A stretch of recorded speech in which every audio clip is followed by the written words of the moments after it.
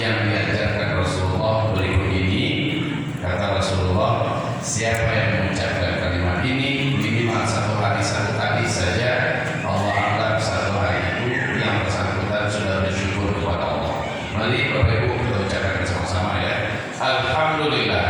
Alhamdulillah. Bi ni'matihi tatimmus shalihat. Semoga bisa dirutinkan setiap hari ya, sudah hafal? Belum? Kita ulang sekali lagi. Niatkan menghafalnya. Alhamdulillah. Alhamdulillah. Bi ni'matihi tatimmus shalihat. Silakan Bapak Ibu.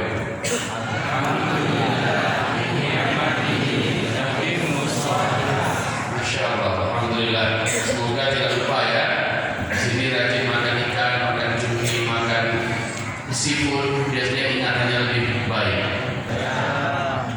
Kita lihat berikut ini di layar, coba perhatikan layarnya. Sejarah peradaban hidup di muka bumi. Lihat, di sana kita temukan bahwa perjalanan hidup diawali dengan bangsa jin. Entah berapa lama hanya Allah yang tahu, tapi bangsa jin wujudnya masih kasar seperti kita. Tapi setelah itu Allah ganti dengan Adam alaihissalam dan beranak pinak sampai kepada kita. Ini ya, ini bangsa jin. Lanjut ini Nabi Adam, terus paling ujung Nabi Muhammad SAW, baru kiamat. Berarti memang kita adalah umat akhir zaman. Oke, sekarang setelah kita lihat start dan finish, ini adalah Nabi Muhammad dan umat Nabi Muhammad. Coba fokus di sini, zoom sebentar. Bukan 5 fase. Ada 5 fase. Ya, ini dia. Start, finish. Bapak Ibu, start ini Nabi Muhammad diutus oleh Allah sebagai nabi dan rasul.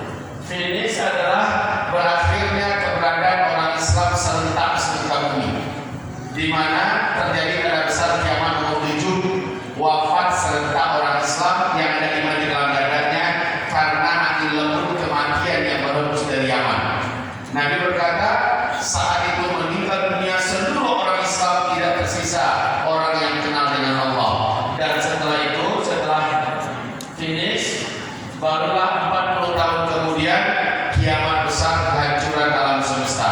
Dalam 40 tahun itu yang hidup di muka bumi adalah orang-orang yang tidak kenal dengan Allah. Oke, sampai sini paham? Jadi start to finish, ini start dan ini finish. Nabi berkata ada 5 fase. Fase pertama, fase kenabian, langsung Nabi Muhammad yang memimpin 23 tahun lamanya. Fase kedua, fase Khulafaur Rasyidin, lamanya 30 tahun. Fase ketiga, ini yang terpanjang, fase para khalifah menggunakan sistem kerajaan, lamanya 1227 tahun. Fase pertama, kedua, ketiga, Islam memimpin 2/3 muka bumi ini, ya. Tapi setelah runtuhnya khilafah Islamiyah tanggal 3 bulan Maret 1924 sampai hari ini kita berada di fase keempat. Ini adalah fase Islam sedang tidak memimpin dunia. Fase terberat, fase umat Islam benar-benar babak belur. Islam betul-betul diperangi, ya. Ini kondisinya. Dan di fase keempat ini kita sedang berada di penghujung. Sebentar lagi insya Allah kita masuk fase kelima. Fase kelima, fase Islam kembali memimpin seluruh dunia. Insya Allah Ta'ala, Islam pasti memimpin kembali seluruh dunia. Insya Allah. Fase kelima ini Allah pastikan dalam Al-Quran. Buka suratnya, surat An-Nur ayat 55. Lihat, ini ayatnya ya, surat An-Nur 55. Islam kembali memimpin muka bumi. Lihat artinya, lihat terjemahannya. Dan Allah SWT telah berjanji kepada orang-orang yang beriman di antara kamu dan orang soleh, sungguh benar-benar pasti kamu akan kembali memimpin di muka bumi sebagaimana dulu kamu memimpin. Fase pertama, kedua, ketiga Islam memimpin. Fase kelima Islam kembali memimpin. Sekarang kita di penghujung fase keempat. Kembali kita kepada 5 fase. Ini ayat ya.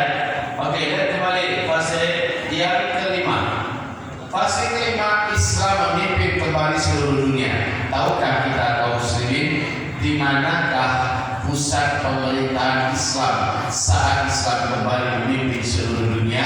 Bapak Ibu akan kaget semua.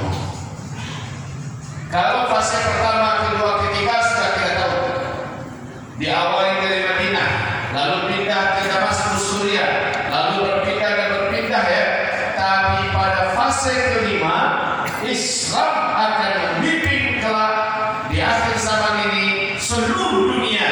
Tempatnya Baitul Maqdis, Palestina. Takbir.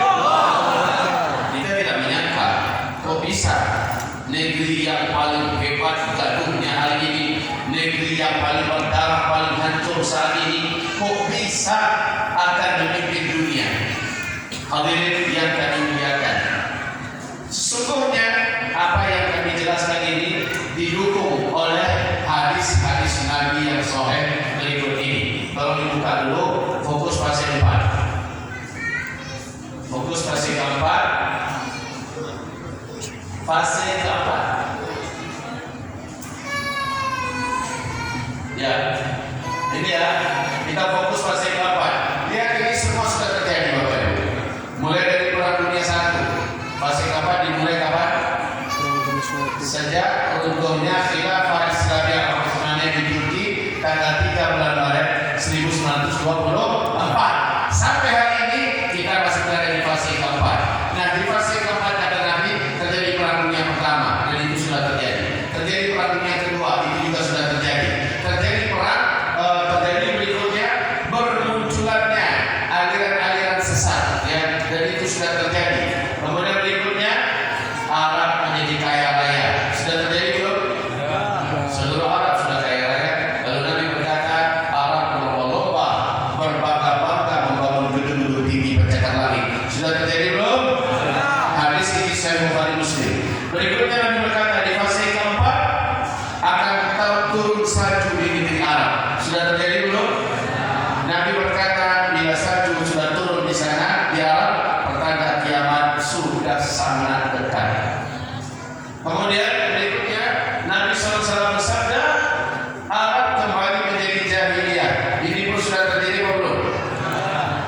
Sudah. Yang paling terakhir musuh jahiliyah itu Arab Saudi 2017 ketika Muhammad bin Salman berhasil mengkudeta Pangeran Naif ya. Lalu apa kata Muhammad bin Salman? Saya pastikan Arab 2025 ya, kita lama lagi. Saya pastikan Arab 2025 menjadi Eropa baru. Semua apapun yang ada di Eropa ada di Arab. Kalian mau berzina, kalian mau berjudi, kalian mau apa saja yang ada di Eropa, tak usah kalian buang duit ke sana. Kita siapkan semua di Arab. Ini kata Muhammad bin Salman, dan persiapan memberi itu untuk menyata hal yang baik. Ya, baik. Ini pun sudah terjadi. Lalu di fase keempat kata Rasulullah SAW, ya, berdirinya sebuah pemerintahan Islam yang berdaulat penuh. Tidak ada satu negeri dan negara di dunia berani mengganggunya. Pemerintahan itu kata Rasulullah namanya adalah Emirat Islamiyah. Tahukah kita Bapak Ibu di mana Emirat Islamiyah ini? Di mana Emirat Islamiyah ini? Emirat Islamiyah ini berdiri satu-satunya setelah mengalahkan dua superpower dunia. Dulu Uni Soviet di tangannya hancur berkeping-keping Uni Soviet. Setelah itu melawan Amerika Serikat dan NATO, 20 tahun perang melawan Amerika dan NATO, kalah Amerika dan NATO. Tanggal 16 Agustus 2021 diumumkanlah kekalahan Amerika dan berdirinya Emirat Islamiyah Afghanistan. Takbir. Jadi yang dinubuatkan nanti dari kenyataan ya, sudah jadi kenyataan. Inilah yang diserang oleh Hamas 7 Oktober 2023 kemarin. Sampai hari ini perang dan jihad di Asmaran tetap membara. Secara militer dunia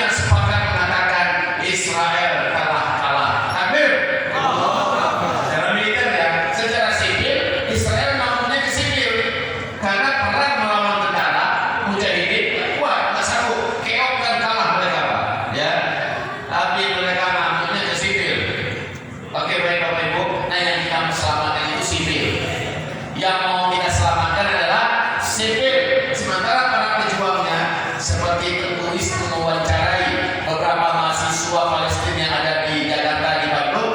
Apa kata para mahasiswa Palestina ini ketika kami ditangkap oleh Israel dan dipaksa mengaku, tunjukkan di mana Hamas, tunjukkan di mana Hamas. Tidak seorang pun di antara kami mau mengatakan. Kenapa? Karena kami semua adalah pejuang kemerdekaan. Seluruh rakyat Palestina itu adalah para pejuang kemerdekaan. Tidak ada di antara mereka yang membiarkan pejuang itu sendiri. Tidak. Mereka semua adalah pejuang. Jadi kita sadar sekarang ya, kenapa perjuangan di Palestina begitu hebat, begitu lama panjang nafasnya, karena seluruh rakyat mendarah mendaging menjiwai perjuangan menghalau penjajah. Oke, baik Bapak Ibu. Berarti jihad dan terlibat di Asqalan. Coba buka petanya, peta Gaza dibuka sebentar. Nah ini ya, ini Palestina, ini laut Mediterania, ini Yordania, ini laut mati. Ini yang jalur Gaza, yang terjadi peperangan sengit. Untuk Bapak Ibu ketahui, jalur Gaza ini satu-satunya provinsi yang tidak dan belum pernah ditaklukkan oleh Israel. Ada 12 provinsi di Palestina Bapak Ibu, 11-nya sudah ditaklukkan Israel. Satu-satunya yang belum adalah di jalur Gaza. Jalur Gaza ini Bapak Ibu berkumpul di dalamnya seluruh unsur-unsur perlawanan yang puncak tertingginya adalah Hamas, lalu nomor 2 adalah Jihad Islami dan lain-lainnya. Baik Bapak Ibu yang dimuliakan, ini yang Asqalan. Ini Asqalan. Pernah dengar nama Ibnu Hajar Al-Asqalani? Ya, maka di sini lahirnya. Imam Syafi'i lahir di kota Gaza, ya kota Gaza ini.